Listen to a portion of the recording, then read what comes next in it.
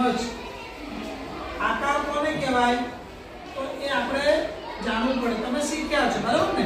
હવે આપણે ખાલી શીખવાનું છે, ખબર પડવાની છે કે આને આવો આકાર કહેવાય. અહીં આગળ આપણી પાસે એક આ ગણિતનું બોક્સ છે, એમાં બધા જુદા જુદા પ્રકારના આકારો આપેલા છે. આપણે સૌથી પહેલા હું આકાર બતાવું, તમારે બોલવાનું છે કયો છે? અને ચોરસ કેમ કહેવાય તો કે ચાર શું કહેવાય?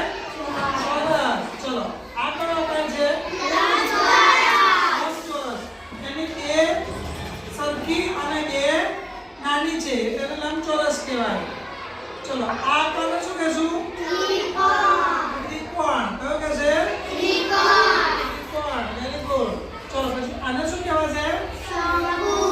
શંકુ. કયો કહેવાય? શંકુ. શંકુ આકારનું શું હોય? ટોપી. શું હોય? માથા ઉપર ટોપી હોય બરાબર ને? પછી આ કેવો આકાર કહેવાય? લંબગોળ. ડબ્બો હોય. શું હોય? ટીપડું હોય, પાણી ભરવાનું હોય ને? હા સરસ. Very good. ચલો પછી આ કેવું છે?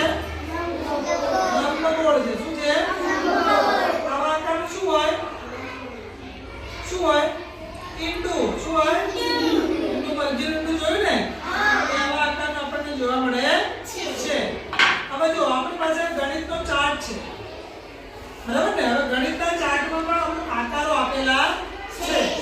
એ ગણિત આકારોથી બધા ચિત્રો બનેલા છે બરાબર છે? તો ચકલી બેન છે. ક્યાં છે ચકલી બેન? આયરા. આયરા. હવે ચકલી બેનની આ કયો આકાર છે? પીળા કલરનો લંબગોળ. કયો આકાર છે? આવો સરસ. પછી આ પાંચ છે કયો આકાર કહેવાય? ત્રિકોણ. સરસ. કયો આકાર છે? કયો આકાર છે?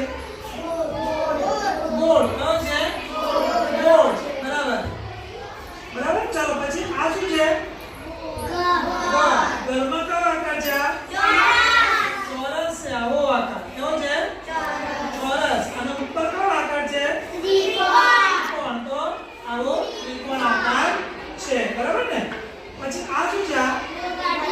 રેલગાડી. રેલગાડીમાં આ કયો આકાર છે? લંબચોરસ. આવો લંબચોરસ છે ને?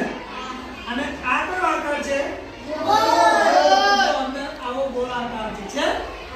તો આ બધા આકાર છે. શું છે? આકાર છે. ચલો આનો આકાર કેવો છે? લંબચોરસ. કેવો છે?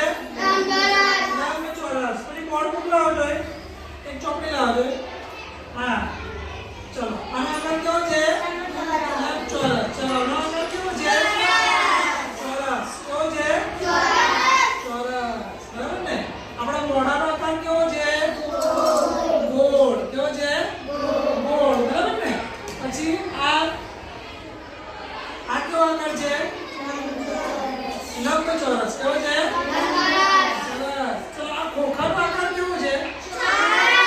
ચોરસ. ચલો આ ડેસ્ક એનો આકાર કેવો છે? લંબચોરસ. બરાબર ને? ચલો પછી આનો આકાર કેવો છે?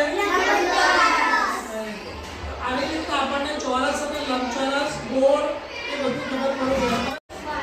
બોટલ. પણ આનો આકાર કેવો છે? ગોળ. કેવો છે? ગોળ. અને બોટલનો આકાર કેવો છે? લંબગોળ. કેવો છે? લંબગોળ. આ બધા આકારો વિશે આપણને ખબર પડવી